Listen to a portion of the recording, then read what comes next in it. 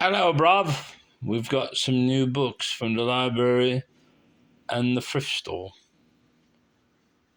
Went to the thrift store because I figured there'd be a few books, but they decided that they've repriced them to 25 cents for paperbacks, so I had a little fiesta.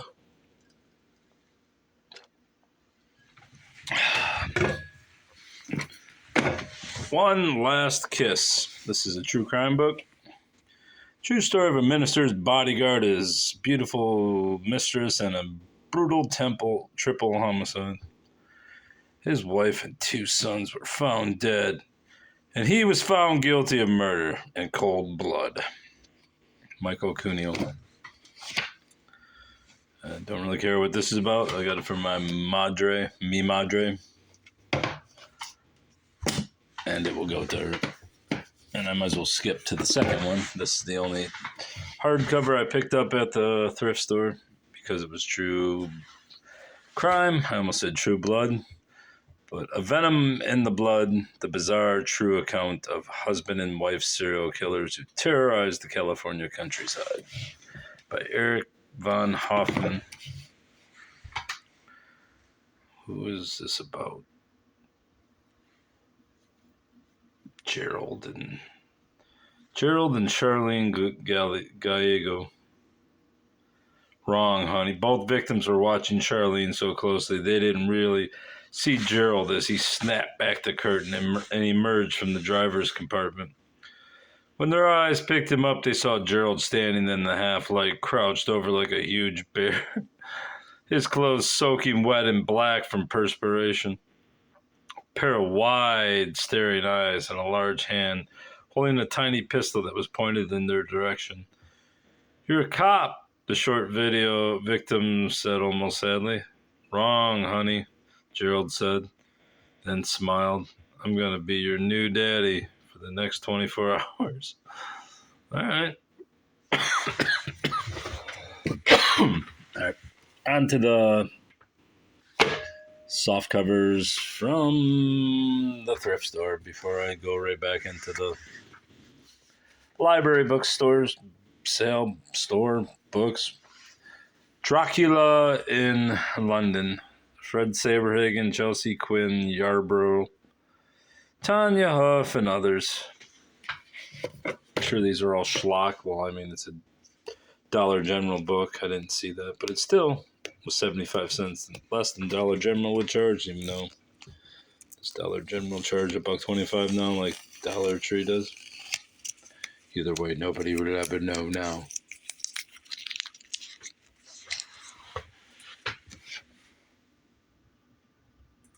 I'm not gonna read this because I know it's just fiction books, fiction stories. Born in Blood. This has got 3 books from the Wayne Library. Born in Blood, The Lost Secrets of Freemasonry. The books are $1 a piece or 3 for 2, so you get the third one free. So I took advantage of that. Born in Blood, The Lost Secrets of Freemasonry.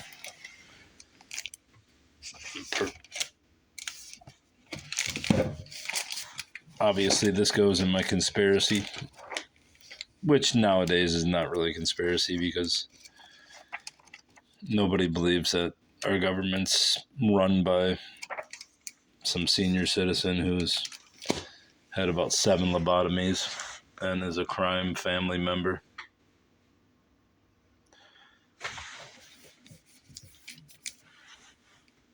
Robinson takes a fresh look at the peasants' revolt in 1381 in England and emerges with something really new. His hypothesis explains many previously unanswerable facts for those interested in medieval British history and Freemasonry.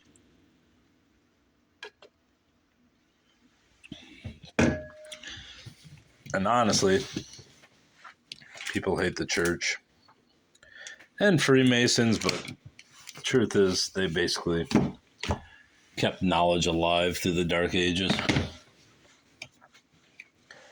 Without religion, we probably would have next to no knowledge other than fucking folktales and myth. The Last Temptation of Christ by Nikos Kazantzakis. I don't know how you say his name. I should, but I don't. Translated from the Greek by P.A. Bian, 1960. I honestly have no clue what The Last Temptation of Christ is about. The dual substance of Christ, the yearning so human, so superhuman, of man to attain to God, or more exactly, to return to God, and identify himself with him, has always been a deep, inscrutable mystery to me. This nostalgia for God, at once so mysterious and so real, has opened in me large wounds, and also large flowing springs. I'm not sure if this is fiction, or I assume it's fiction. I really should know the difference in which this book is. I assume it's a fiction, and I believe that the movie that came out had some public outcry, so I assume it's not accurate, but I don't know. Either way, don't really care. I'm going to sell it for 10 or 12 bucks. Gambling scams, how they work, how to detect them, how to protect yourself. Darwin Ortiz, American leading authority on crooked gambling. When I first started selling books, I was in Las Vegas. And my buddy at the time had moved out there. I can't remember why he moved out there, but he moved out there, met some girl, and was working at a bookstore and at a casino or some shit like that. Anyway, obviously, when you're in Vegas, gambling books are worth a lot of money. So, slowly, while he was at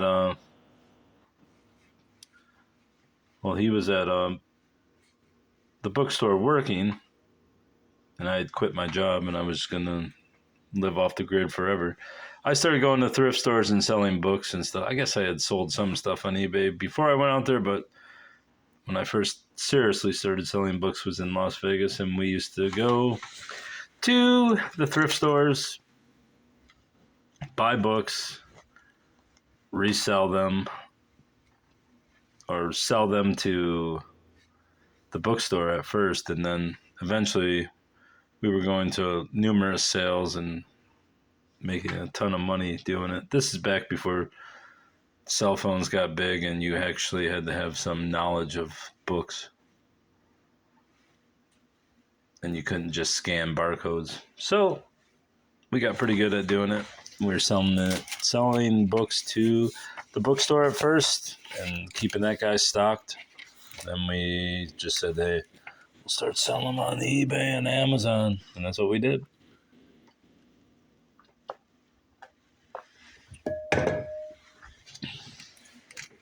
This book's probably worth 20 bucks, even in the shape that it's in. You get certain right gambling book, it's worth some good money. Especially hardcover, older hardcovers, which this one doesn't really fall into that category. It's probably from the early 90s. But it's probably worth 15 or 20, and I got it for free as part of the 3 for $2 sale. Back to the thrift store books, 25 cents a piece. Fear and Loathing in Las Vegas. It's obviously worth $5 minimum, even in the condition it's in. Hunter S. Thompson, everyone knows Fear and Loathing in Las Vegas. I hate the book. I hate the movie. I don't like anything by Hunter S. Thompson, but I will buy his books and resell them, especially when they're a quarter. I will buy almost any book that's a classic for a quarter because it's minimally worth $5, just because shipping is so expensive now. That the minimum book you sell on eBay or Amazon is minimally $5 now, because yeah.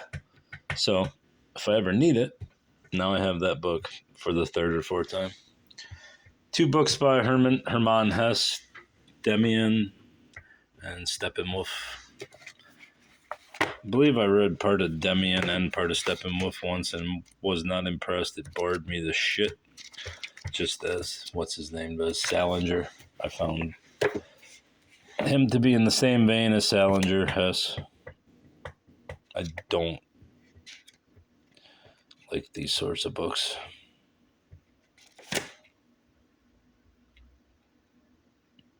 A man at war with himself, Harry Heller, known as the Lion's Wolf of the Steppes. Anyway, there's two Hermann Hesse books. Swapping quarters for $5 bills.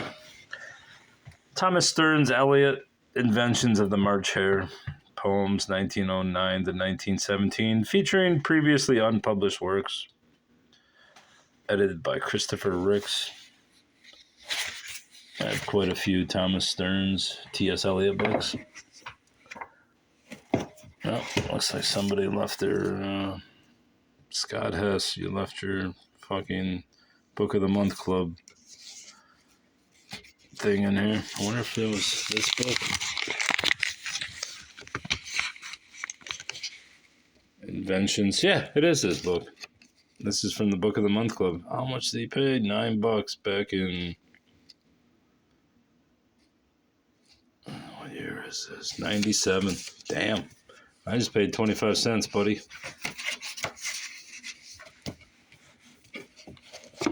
Obviously, you know, if you know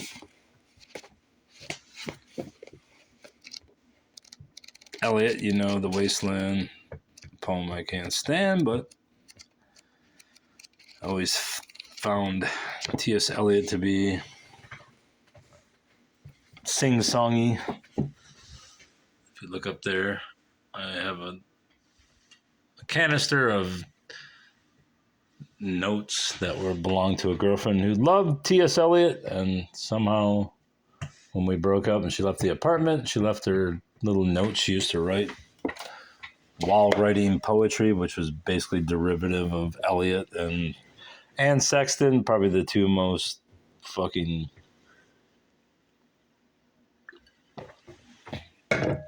confessional moderns,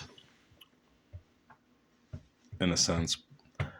And those are her notes, just because I don't want to see her again. I was going to give them back to her, but how am I going to do it without saying, hey, whore, here's your notes? So I didn't do it. I figured it'd be nice to just keep them forever, one day. Maybe when I die, someone will look in there and say, hey, look, here's some notes from this woman. This book, Old Bones and Northern Memories by Cully Gage, yet another in the Northwoods Reader series. I don't know exactly which town this is, but I saw it somewhere in this book when I was looking. Aw Train, I don't know if that's near Au Sable, but it's from 1991. It's local, and it was a quarter, so I really couldn't pass it up. There's Ernest Hemingway's A Movable Feast, which I think I have a copy of this, but this is an older edition. So obviously if I can find 17 different editions, I will get them all. No, we got a bookmark. What's his Walden Books? Let's see how much this poor bastard paid for this book back in 95. Oakland University Book Center, new text. I don't know if that's... He paid for this Hemingway book. What's this? How to sell your books. Man, I got a bookmark from Oakland University. And another copy of A Movable Feast, His Life in Paris in the 20s, which I will never read. Thus starts the W.S. Merwin books that I bought. In the Rain, or in the the Rain in the Trees. I was close. I have another beer or another drink. I will.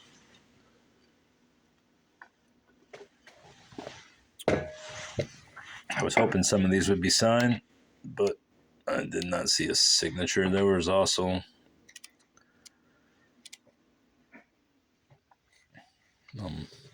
hardcovers, but I ain't paying $1 for W.S. Merwin. He's all right. I don't hate him. In the unmade light, I can see the world.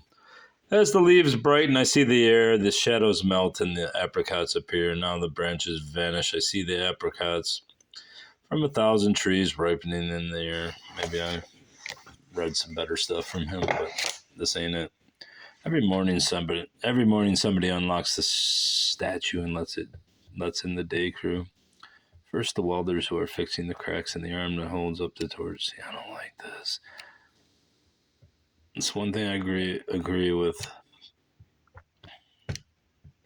Jeffers' blank verse is death. I mean, it just means nothing. It's so poetic. No, it means nothing. There's no permanence in a poem. It is just fucking rubbish. There's a knock on the door and nobody is answering. A wave can be heard breaking on a train from Florida. No, it can't. It can't. What's his real name? William? Wysocket? Anyway, where's the one book? This one always reminded me of Norm Macdonald. Norm Macdonald. I'll always equate W.S. Merwin with Norm Macdonald. I think I actually have this book, Houses and Travelers, but I think I have it in hardcover, The Prose of W.S. Merwin.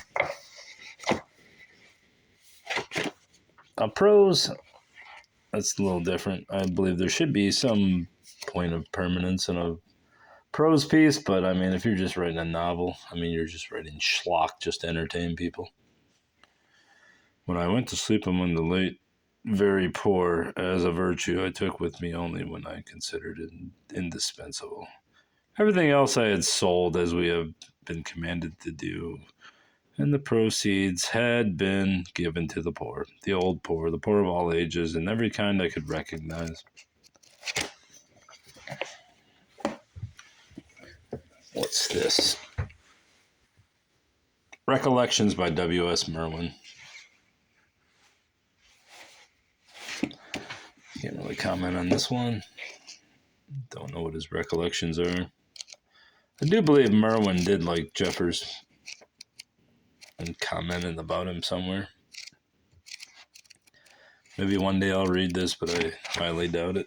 I'll probably bunch the 4 and sell them on eBay for $14.83 to some Chumbawamba loving fuck from upstate New York. More poems. Travels, poems by W.S. Merwin, or should I say poems. Now that you know everything does it, not now that you know everything does it not come even, what does that fucking mean? Now that you know everything, I see. Now that you know everything, does it not come even so with a breath of surprise? The particular awaited morning in summer when the leaves that you walked under, since you saw them unfold out of nothing, whether you noticed that or not, into the world, I don't care. Lives of the Artist. I thought it said Livers of the Artist, which would have been interesting, more interesting than to name, with so many of them dying, whatever they died of. And then there was only the book, and he had never met Little Fingernail. That's all. That's why I gave up on poetry. Death in Venice. I believe I have this book in hardcover somewhere. But I don't know.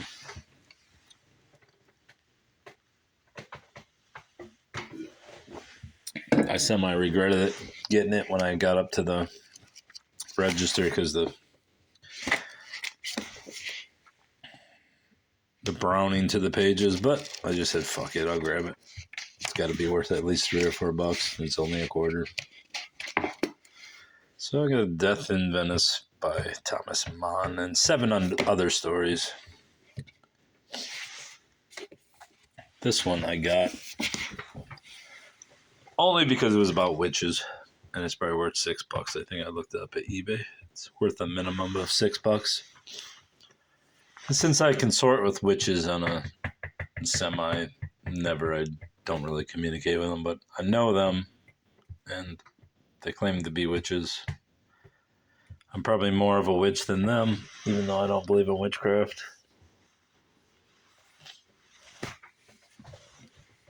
I got this book just in case some goth bitch needs a book. A Discovery of Witches by Deborah Harkness, book 1 of the All Souls trilogy. I did see other copies in the trilogy, but they were roughshod at best, so I just said I ain't getting this shit. I'll eventually find 1 or 2 others and give this to a witch. Make her feel good about herself. Or himself, they self, their self. This one was one that I found when I went back, and I can't believe they only charged 25 cents. Before the Storm, Barry Goldwater and the Unmaking of the American Consensus. When this was written,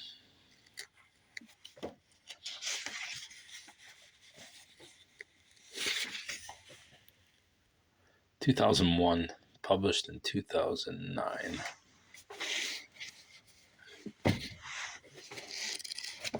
I've got another book on Goldwater somewhere. Obviously, I like Goldwater. I wish he would have dropped a bomb. I wish he would have been elected and then dropped the bomb, but I mean, that was never in his plans. That was LBJ, I believe, propaganda after he killed Kennedy, him and the CIA. So yeah, if you don't like Barry Goldwater, you probably don't like this book, and I can't say I really know that much about Goldwater outside of his politics. Maybe I'll read it some year. He kind of looks like a rancher here. I know he moved to Arizona. I don't know where he was from. Lastly, Anthony Bourdain, Kitchen Confidential. I sold a bunch of these in the past. I'm sure I'll sell this one. This is an updated edition. Hopefully it's recently updated, so then it's worth more. Sell the old bones of a dead man. What year? No, don't go sideways, fucker. No.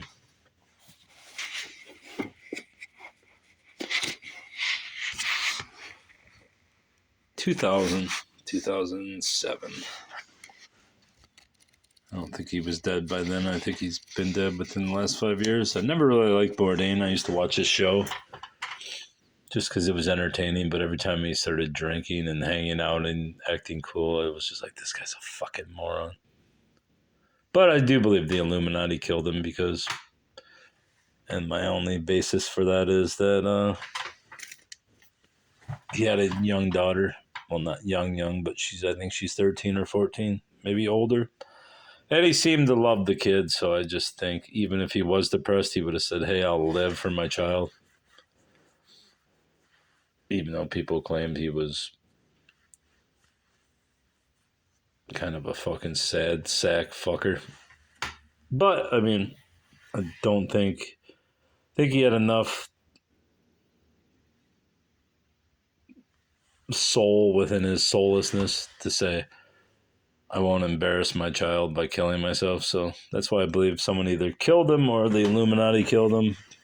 Because he was talking about the Clintons. I think he was pretty vitriolic about them. So it wouldn't shock me if they killed him. It just doesn't seem like...